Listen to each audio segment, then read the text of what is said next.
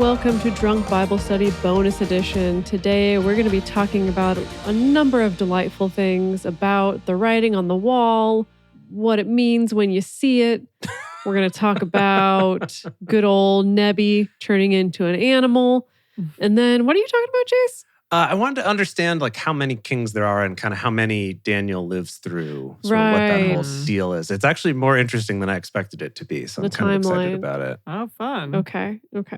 So I want to talk about this story of Belshazzar's feast. So Okay. we are setting up sort of this back-to-back comparison, right? Where we have the story of Nebuchadnezzar being super prideful, getting turned into an animal. And then at the end of that, he's like, oh my God, God is great. I learned my lesson. Mm-hmm.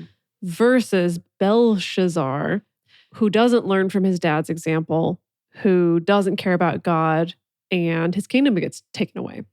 So it's not a mistake that these two stories are told back to back. Mm. So the things that I could find about this story, I found some suggestions. So that line we found about the joints of his loins being loosened. Yeah, what was up with that? Some people think that means he soiled himself. Oh, yeah. Okay. Oh, That's fun. got it. Yeah, That makes sense. that he was Like he saw this hand right on the wall and he just shat that himself scared. right Just there. pooped in fear. I mean, that makes Yeah. sense. Which, to be fair, I mean, if a hand shows up out of nowhere and starts writing on my wall, Yeah, it would be pretty intense. very intense, very scary. So now, as far as the actual words that were used, something that I guess is what I'm gathering is that there's a lot of wordplay in this story that, of course, gets lost when it's translated and then translated again and then translated again and then translated again. Mm. But if we try to rewind that, so basically the way that the Hebrew alphabet works, I don't know if y'all know this. I learned this when I briefly thought when I was going to Israel. I was like, oh, I'll try to learn some Hebrew so I can read street signs and stuff. And Wow.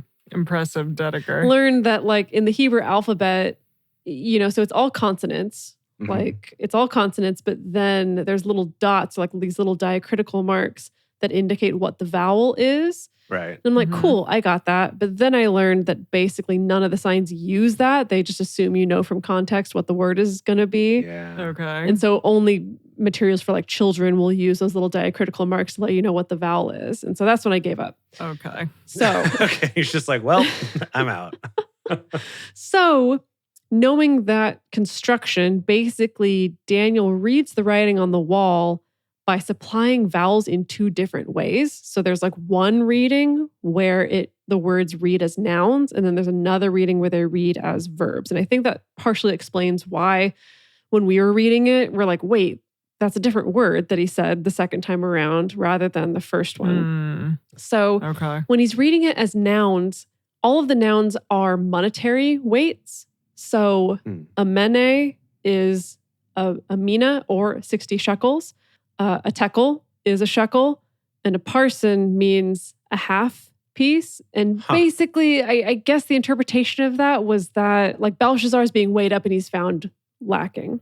Okay. I see that he's only worth half a shekel instead of a whole Yes. shekel or How something like unfortunate. that. Yes. Yeah. Huh. Now then, when he interprets it as verbs, then mene is interpreted to mean like numbered, and tekel also comes from a root that means to weigh. Again, that whole like weighed up and found wanting. And then peres is a word that means to divide. And it's also play on words with the word for the Persians, right? So it is this idea of like, not only are you that's weighed up and found fun. wanting, but also you're going to be divided and given away. Wow. So that's fun, right? That's real fun. Now, this is where we get the phrase, the writing on the wall, right? Which I learned the first time someone used that as an idiom, or at least the earliest known use of it, is from 1638. Wow. Yeah, this Captain L. Brinkmare, who was participating in the 30 Years' War, basically was the first one to use this phrase, the writing on the wall, to mean, Doom is coming. doom is coming. Right. It's obvious that it's going to fail, right? Wow. So that was pretty cool. And then I also learned that there was a line of overhead projectors named Belshazzar because of this story. Wait. Oh, because it's like writing on the wall? Yes. Oh my- So good. I love that. It just reminds me of Pink Floyd's like, we don't need no education. How does it? Wait, why? Why does it remind you of that? Because it's The Wall. Oh. It's from The Wall, Pink Oh. Floyd. Yeah, okay. Cool. Yeah. We don't need no overhead projectors. Yeah, Yeah. exactly. No one Okay. alive knows what those are. Yeah. Yeah. No, some of us do know. No, I know, but no one in school today knows what an overhead No one in projector school is today knows. anymore. You're absolutely Yeah. correct. No, we've So, okay, thoroughly alienated all of our Gen Z listeners right now. Yeah, sorry. I'm so sorry for you. So to talk a little bit about historical background, like what are the actual historical facts behind this story? So in the story, we learn that Belshazzar is not only the king of Babylon, but he's also the son of Nebuchadnezzar. In reality, Belshazzar was actually the son of King Nabonidus, who was one of Nebuchadnezzar's successors. Oh. And Yep. Belshazzar would essentially be the deputy for Nabonidus when he was away, but Belshazzar himself never became king. Interesting. So kind of like Jace was suggesting that maybe he's not actually a king, he's some other kind of authoritative figure. Yeah. So that's actually a good segue into the stuff that I was looking up about the history. Well, I have a little more. I have just a little bit more. Okay. Yeah. Give us yours first. And so then, of course, he says that, you're going to be conquered by Darius, but yeah. Darius the Mede specifically. Mm-hmm. Nobody knows who that is. They don't have any historical reference of anyone who is Darius Oh. the Mede. And also, like, the invaders of Babylon were Persians, not the Medes as well. And I really liked this line from the Wikipedia. John J. Collins suggests this is typical of the story genre in which historical accuracy is not an essential element. Yeah, so that's a great segue. So I was looking more into kind of trying to figure out the timeline of Daniel. How many kings? How long was it between these kings? Is Daniel super old now? Is he Mm-hmm. not? Like, what's the deal? Yeah. How many kings? Do we need to find a new boy? Right, exactly. So in looking into this, I also then kind of went down this rabbit hole of the history of Babylon and kind of, who were the kings, right? Because I wanted to cross-reference these kind of Christian Bible timeline sources with more like historians that look into Babylon to kind of see how they add up. And what's interesting is they actually do, we've entered a time in the Bible now where we're interacting with other kingdoms and characters who were actually documented in other sources and other nations and stuff like that. So we do actually, have relatively accurate timelines of when these things happened, as opposed to before where we're always kind of guessing, right? We'd have to guess of like, well, they mentioned this pharaoh, which is probably this pharaoh, and so that might be this time. Now it's like, no, we know relatively accurately when these things happened. Okay. So here's what happened. Nebuchadnezzar was actually Nebuchadnezzar II. And he's the one who came along and conquered all of Judah and Israel, right?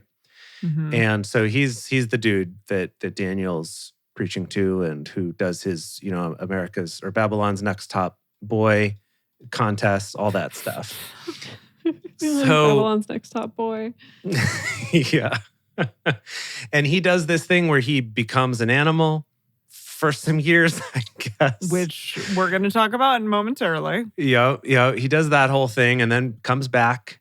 And then he dies of just being old. He just dies of being an old guy who dies. I mean, I'm sure being an animal isn't easy on the body. I suppose that's true. Okay, so then we have this like very quick succession of kings. So he gets succeeded by his son Amel Marmaduke. No, Amel Marduk. I doubt that's his name. Amel Marmaduke. Amel Marmaduke. Yep. Who he's only king for 2 years, and then he gets assassinated by a coup. Dang. Led by this guy named Neriglissar, which is a cool villain name. And so Neriglissar also married one of Nebuchadnezzar's daughters to kind of give himself some royal bloodline or what have you. Wow. And then he dies a little bit later because he was old. And then it goes to his underage son, a little boy named Labashi Marduk. Labashi. And he gets assassinated after 9 months. And he's like Jeez. underage too. Oh, So they just boy. killed this child. That's awful. And gosh. the perpetrator of this assassination, one of the people who was believed to be a big part of it, was Nabonidus, who you were just talking about a second ago. Okay. Okay. And Nabonidus then actually does rule until the end of Babylon, but he leaves for like a decade and he appoints his son, who is Belshazzar, as the co-regent. So that's where the third in command comes from. When he gives Daniel that you're the third person in charge of the kingdom now, because his dad is still the king. He's just gone off somewhere else. And also, this is just a random little mention on the Wikipedia page about Nabonidus, but that he may have been the world's first archaeologist. So I like to think that he's off on this 10-year-long archaeology dig somewhere. They don't give any details or anything. So he's like, it belongs in a museum. Yeah, exactly. This belongs in a museum. Belongs in a museum. Yeah. So that's where Belshazzar... Yeah, I'm glad we all got a chance to audition for Indiana Jones just then. Yeah. All had our different takes on it. Emily's was almost a little bit more like Indy's dad trying to impersonate Indy. No. She had a little bit of Sean Connery in there. This belongs in a museum. That would be my audition for Sean Connery playing Indiana Jones. Right. Okay. So hang on. So now's where it comes into what we were just talking about, though, is so Belshazzar becomes this co-regent and he has this vision here. What's wild, though, is that, so we just read chapter 5, where we had the writing on the wall with Belshazzar, and then Belshazzar gets killed in the invasion of the Persians, which is led by Cyrus the Great. And if you remember from before, Cyrus the Great was the one who was named as the Messiah in earlier prophecies of like, he's going to free the Jews again. And kind of does end up doing that, but he does it by conquering everybody. And then he appoints one of his like generals or whoever, who's this Mede guy, Darius the Mede. He puts him in charge of this area. But it's still kind of all under Cyrus. Wow. Right? And so we're going to continue on with Darius and Daniel. But then Daniel's going to jump backward in time. Whoa. And chapter 7, when we get to that, is going to actually be previous while Nabonidus was king, or maybe when Belshazzar was first appointed or something. So we're going to kind of jump around. It's a crazy book. Yeah, it really is. So 7 and 8, we're going to jump backward in time, and then we're going to jump back forward again to, I think Daniel might even interact with Cyrus, or maybe or to Cyrus through Darius or whatever. And then we're going to pick it up with Ezra moving forward, and that's going to be kind of continuous, dealing with Darius and Cyrus some more. So just to kind of put it in the context of all the other prophecies and the other stuff we've heard about, I thought that was cool. Wow. It's pretty fun. And one last thing I just did want to mention, because I talked about it in the episode, was about the prophet being mute. That was Ezekiel. Oh. That Ezekiel, there was a line where his tongue was made to stick to the roof of his mouth and he was mute for some period of time. The same words as we saw here about your tongue being stuck to the roof of your mouth was in the Psalm, actually. So that's imagery that comes up a lot. Just coincidentally. But anyway, in this case, Daniel was not mute like for an extended period. It's more like he was mute just because he was like, about how like terrible this vision was. I see. Okay, so he was shocked. The same. Got it. Yeah, okay, just shocked or terrified into silence, maybe. Okay, y'all. I found this really amazing blog post from allmesopotamia.wordpress.com. Love it so far. On Nebuchadnezzar. And it's kind of in keeping with our current time period because it's talking about the fact that Halloween is upon us. And we are about, I think when this episode airs, it will be in October, which means that Halloween is indeed upon us. And this blog talks about the fact that a lot of secular articles out there, one by Melissa Barrett specifically, says real werewolves, 3 cases of lycanthropy, and essentially saying that Nebuchadnezzar... Lycanthropy. Yeah. Lycanthropy. I like lycanthropy, though. Lycanthropy. Yeah. He's licking. Going around licking everybody. I love it. Yeah. So King Nebuchadnezzar, in fact, was a werewolf. And that's what they're saying. Oh, that's cool. the argument? That's cool. Yes. This is a clinical lycanthropy is often offered as a secular explanation. Is it lycanthropy, actually? Now I'm questioning that. I think it's lycanthropy is how I've always heard it pronounced. Lycanthropy? Yeah. Okay, so not what I said or what you said. Lycanthropy Yes. is often offered as a secular explanation for the biblical story of King Nebuchadnezzar, which is really fun. Now, okay. I love that. I'm now picturing someone out there has to have their Halloween costume. Yes. Be Nebuchadnezzar, where you're like an ox, but your hair is like the wings of a hawk and your fingernails are like the talons of an eagle. Or no, other way around. Wings of an eagle, talons of a hawk. Yeah. Send us pictures if you do, please. I would love to see this Halloween costume. Well, okay, but I'm looking at the Wikipedia for clinical lycanthropy, which is a little bit different, right? So clinical lycanthropy is like someone has the delusion that they're turning into an animal. Yes. And I think that's... Because they're too high. Because they're too high. Okay, but that's essentially what they're saying. It says... Yeah, so... Daniel tells the troubled king, you shall be driven from men, and your dwelling will be with the beasts of the field, and you will eat grass as an oxen and be wet with the dews of heaven. 7 years will pass until you know God, essentially. So, yes, okay, lycanthropy. Is Daniel a hypnotist? Maybe, I don't know. I like lycanthropy. Lycanthropy is lycanthropy. Apparently, it's not exclusive to the form of the wolf.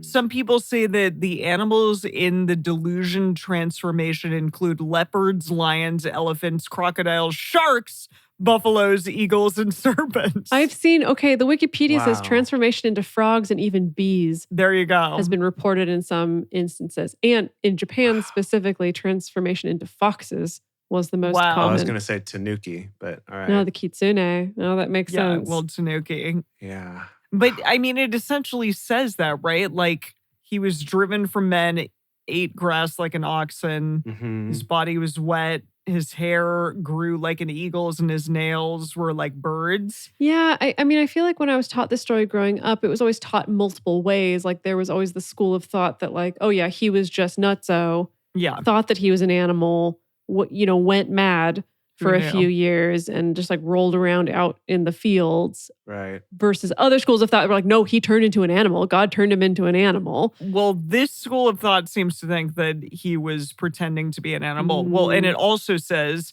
Nebuchadnezzar II may have suffered from lycanthropy, or he may have suffered from syphilis. We don't know. Oh, that too. I mean, syphilis is also not great on your brain. Sure. Yeah, for sure. Yeah. But maybe we can't be sure that he even suffered from anything other than the common cold. What? And it says that he apparently died. Hold on. I know. He suffered from something because he went pretty nutty. He was an animal for 7 years.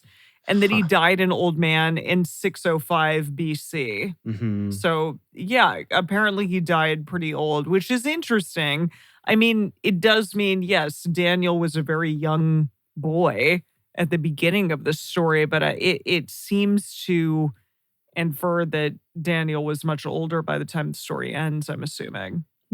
Which is kind of fun. It's like we're getting this whole swath of life. We're getting this whole... Oh, yeah. Yeah, a moment in Daniel's life. But I do like the idea that Nebuchadnezzar was a werewolf or something. I do just want to say I don't totally trust this blog source here. Oh, okay. Because looking into these things, I think they might be a little confused about how years work in BCE. But Nebuchadnezzar II became king in 605 BC and died in 562 BC. I think they may have seen those numbers and thought the higher one happens after the lower one. I see.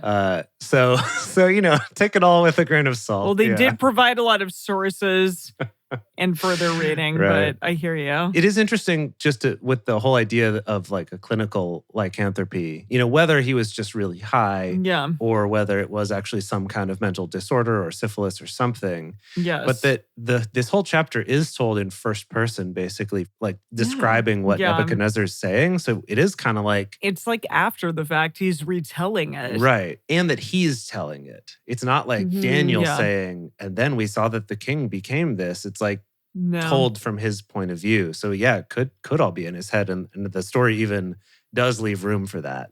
It's not like Some people said he was like a raptor. I love that's that. fun. I mean, a bird of prey, I guess. Yeah. Like a velociraptor or a bird of prey. Yeah. Well, that makes sense why he's Nebuchadnezzar. Yes, there you go. But yes, another one that I looked up, the godspellcoalition.org says that Nebuchadnezzar, I know. It talks about Jesus a lot, but it does think that Nebuchadnezzar becomes animalistic. His outward appearance is affected, but only in ways that any persons would be if they had an animal mind and lived for years out of doors like a beast. So sure. So they're saying it's not like an actual Animorphs transformation, yes, but just that his hair got long sadly. and his fingers got all clawed. And yeah, okay. Exactly. That it was more internal. And I guess people just had to live with the fact that this dude was acting like an animal for 7 years. I hope that they like threw him some food from time to time. Yeah. Well, he had grass. He was fine. He had grass. Right. He was just grazing. Yeah. Yeah, but I don't know if that like had the daily nutritional value that he needed, but maybe.